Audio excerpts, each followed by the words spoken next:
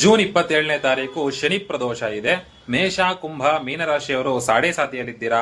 ಧನಸ್ಸು ರಾಶಿಯವರು ಅರ್ಧಾಷ್ಟಮ ಶನಿಯಲ್ಲಿ ಹಾಗೂ ಸಿಂಹ ರಾಶಿಯವರು ಅಷ್ಟಮ ಶನಿ ಅವಧಿಯಲ್ಲಿದ್ದೀರಾ.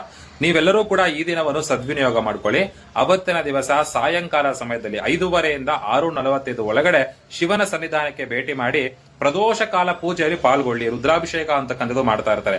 ಹಾಲು, ಮೊಸರು, ತುಪ್ಪ, ಜೇನುತುಪ್ಪ ಹಾಗೂ ಸಕ್ಕರೆಯನ್ನು ಸಮರ್ಪಣೆ ಮಾಡಿ ಎಳ್ಳೆಣ್ಣೆನು ದಾನವಾಗಿ ಕೊಡೋದ್ರಿಂದ ಶನಿಯಿಂದ ಆಗ್ತಾ ಇರತಕ್ಕಂಥ ಪರಿಣಾಮ ಅಂತಕ್ಕಂಥದ್ದು ಈ ರಾಶಿಗಳಿಗೆ ಖಂಡಿತವಾಗ್ಲೂ ಕಮ್ಮಿ ಆಗ್ತಿದೆ.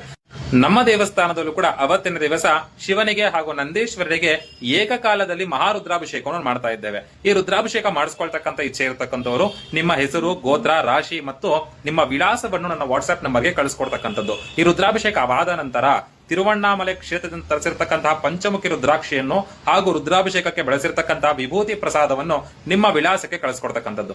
ಸ್ವಸ್ತಿ, ಸರ್ವೇ ಜನಾಃ ಸುಖಿನೋ ಭವಂತು.